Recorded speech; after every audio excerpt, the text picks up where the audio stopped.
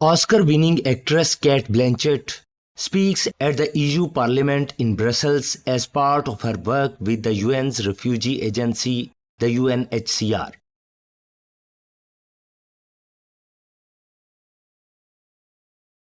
In 2017, Cate was awarded the Companion of the Order of Australia in the Journal Division for her eminent service to the performing arts as an international stage and screen actor through seminal contributions as director of artistic organizations, as a role model for women and young performers, and as a supporter of humanitarian and environmental causes. Cate has been awarded the Centenary Medal for Service to Australian Society through acting, and in 2014 received a Doctor of Letters from Macquarie University. Cate received the 2015 Lifetime Achievement Award from the Australian Academy Awards and was awarded the Chevalier d'Ordre of Arts and Letters by French Minister of Culture in 2012 in recognition of her significant contributions to the arts. In 2007, she was named one of Time magazine's 100 most influential people.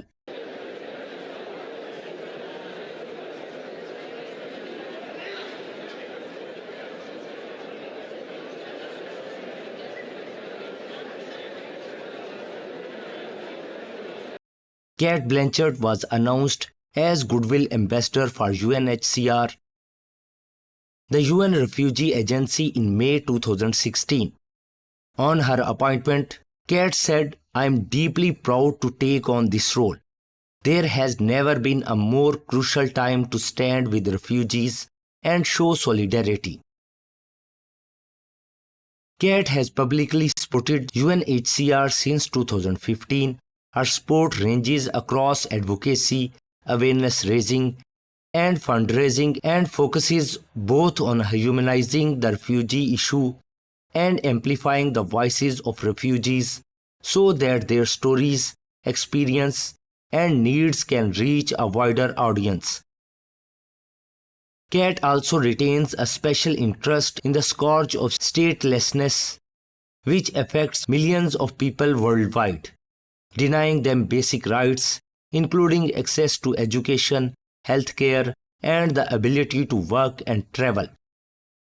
Cate visited refugee camp in Jordan for the second time in 2023 to draw attention to the stories and needs of refugees.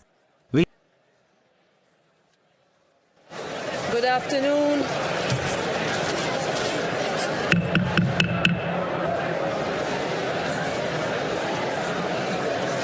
Dear colleagues, please take your seats. We have today, this afternoon, with us Goodwill Ambassador for the United Nations Refugee Agency, Cate Blanchett. Welcome to the European Parliament.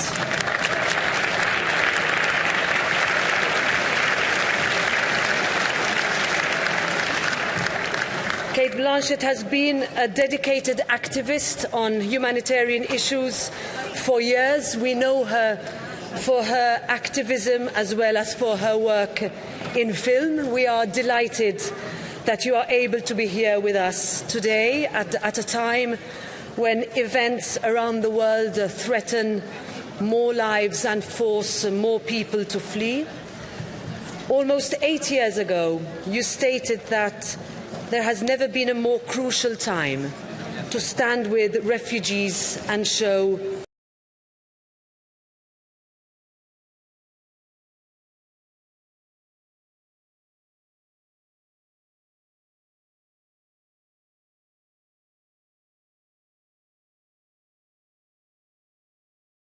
solidarity. Sadly, children and men since. I am proud that this institution has led the debate on a European level to find a way forward that tackles this challenge of our generation, and I am hopeful that we will agree on a new asylum and migration pact for Europe by the end of this legislature. This Parliament's commitment to these challenges remains unwavering. For all those who lost their lives, for all the exploited victims of traffickers, for all those families never to be reunited, we remember them. And Ms. Blanchett, we are grateful to you for using your voice to draw greater attention to the plight of so many people across the world. The floor is yours.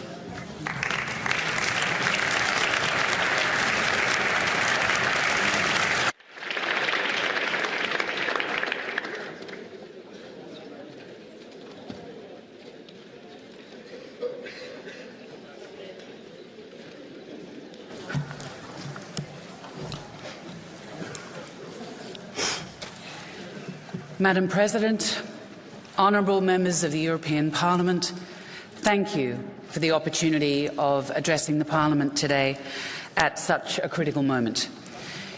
It is a great, though somewhat daunting, privilege. I am not Syrian, I am not Ukrainian, I am not Yemeni, I am not Afghani, I am not from South Sudan, I am not from Israel or Palestine. I am not a politician. I am not even a pundit.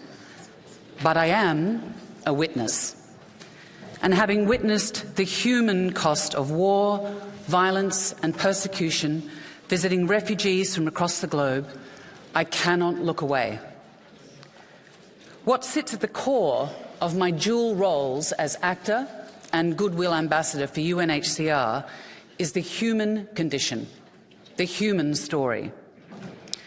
And over the past few weeks, we have all, in horror, been watching the continuing violence in Israel and Gaza.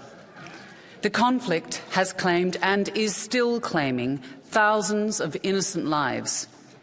Earlier this week, UNHCR's High Commissioner called, together with several other humanitarian organisations, for an immediate humanitarian ceasefire and the immediate release of all civilians held hostage.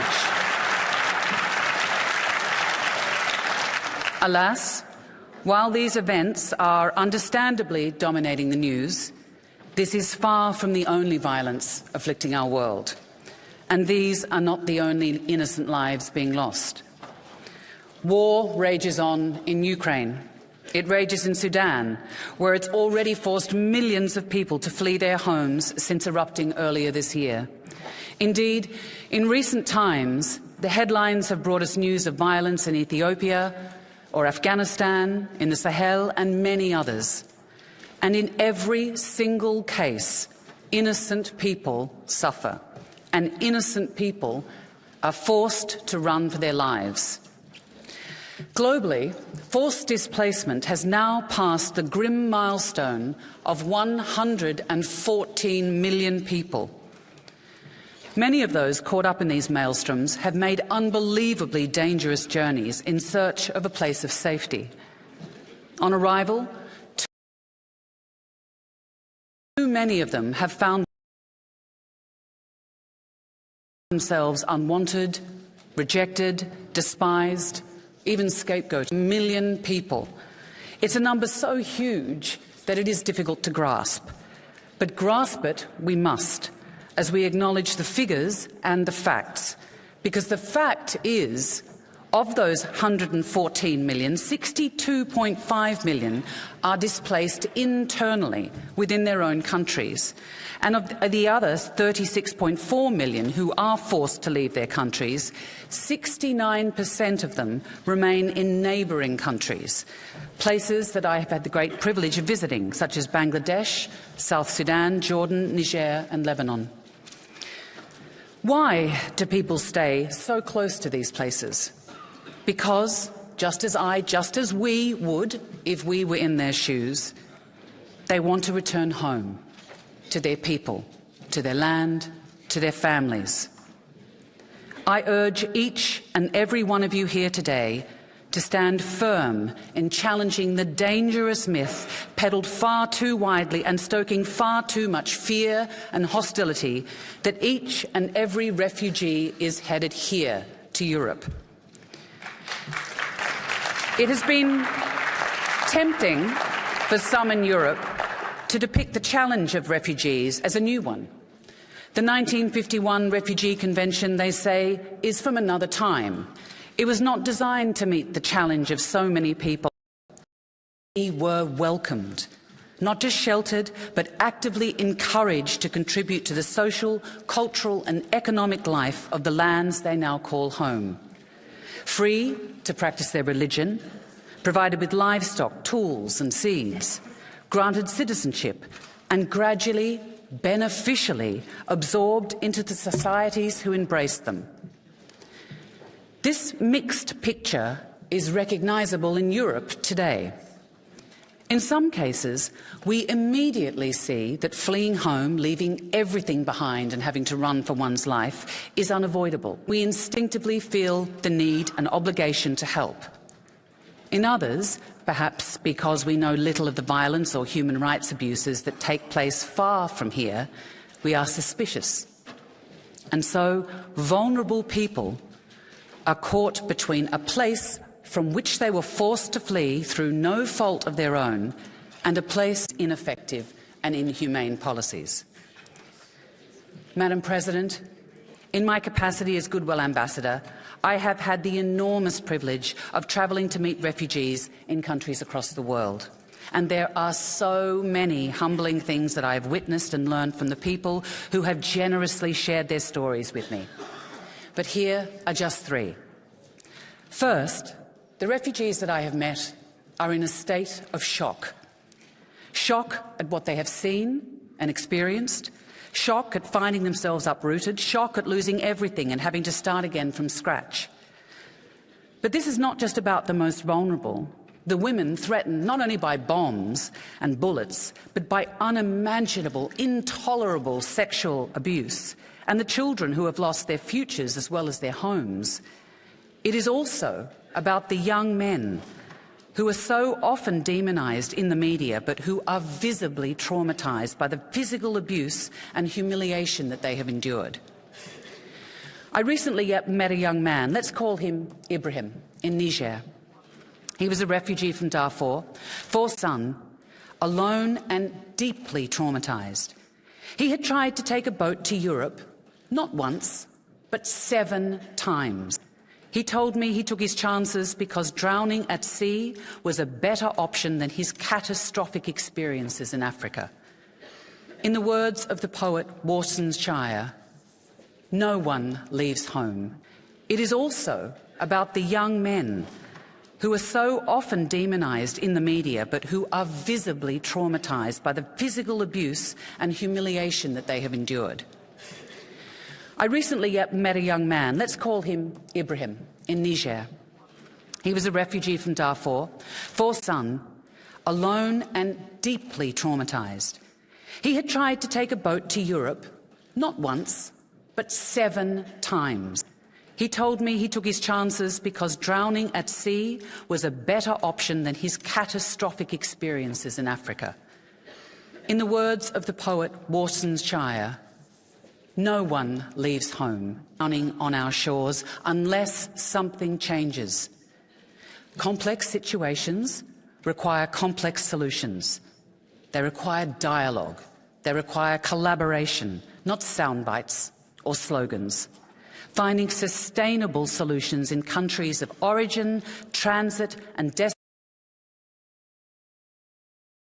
Terrible violence, they would much prefer to stay as close to home as possible. Think back to that fact. 69% of refugees stay in a country neighbouring their own. And I have witnessed remarkable generosity on the part of some of the neighbouring countries who have kept their borders open to refugees. When in Jordan this year, I visited Ala, a Syrian refugee I had first met in 2016. She was benefiting from a Daffy scholarship, which enabled her to access tertiary education.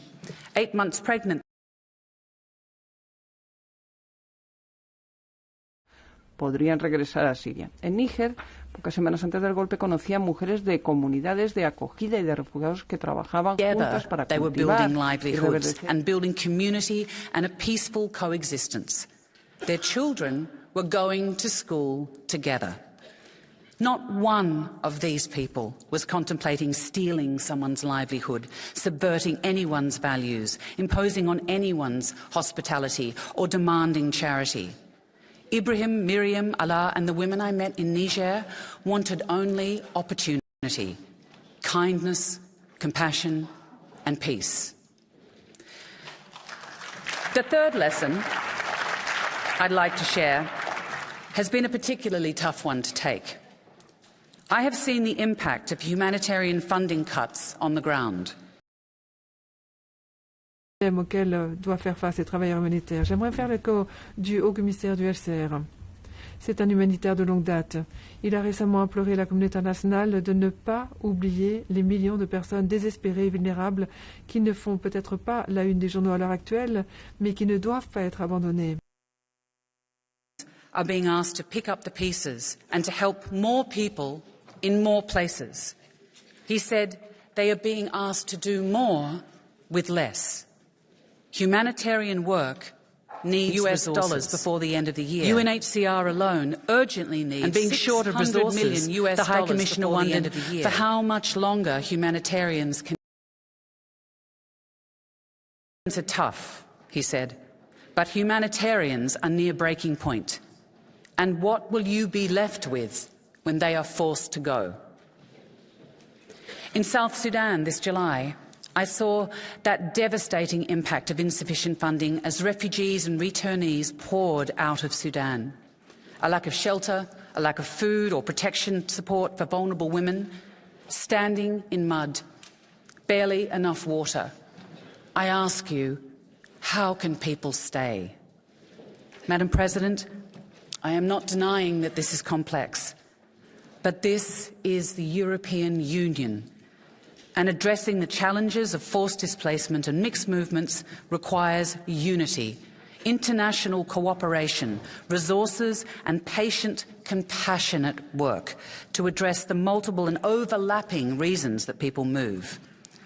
So my plea to the Parliament is also threefold. First, please remember the forces that cause people like Ibrahim and Miriam to move, and ensure EU policy focuses on their protection and not on fortifying borders.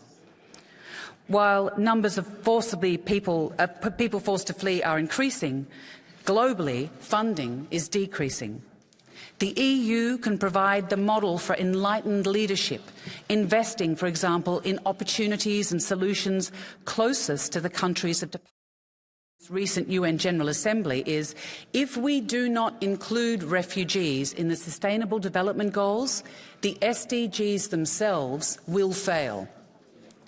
Second, as the representatives of the people of Europe, please remind your constituents that low and middle income countries host the vast majority, nearly 90%, of all forcibly displaced people. Take this message to them. Challenge false claims that will ultimately only see divisions in our own communities. Scapegoating so often leads to violence and unrest. And where coordinated responses to mixed movements into Europe are required, explain the importance of safe, legal pathways and invest in more efficient systems to quickly, humanely and fairly determine who legitimately has a right to stay and who does not. Be robust in defence of the truth. Third, continue to build on the EU's proud tradition of humanitarian support, whilst also ensuring development funding goes to host communities and countries and refugees. Agencies like UNHCR are often the last resort for desperate people. With a number of forcibly displaced people at an all-time high, flexible humanitarian funding has never been more urgent.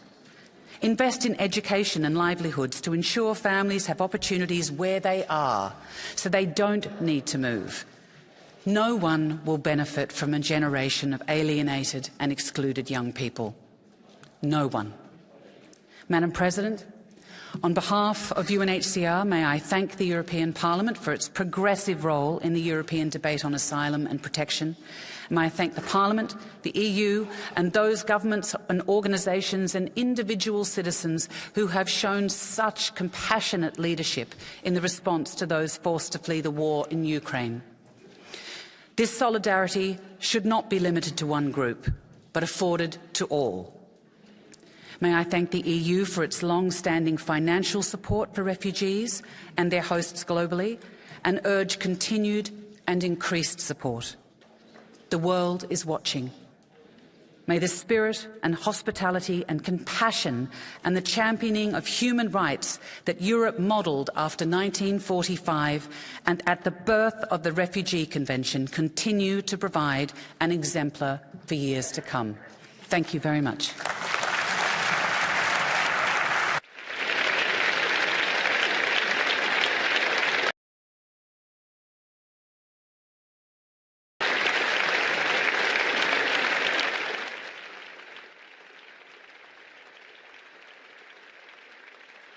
Oscar-winning actress Cate Blanchett speaks at the EU Parliament in Brussels as part of her work with the UN's refugee agency, the UNHCR.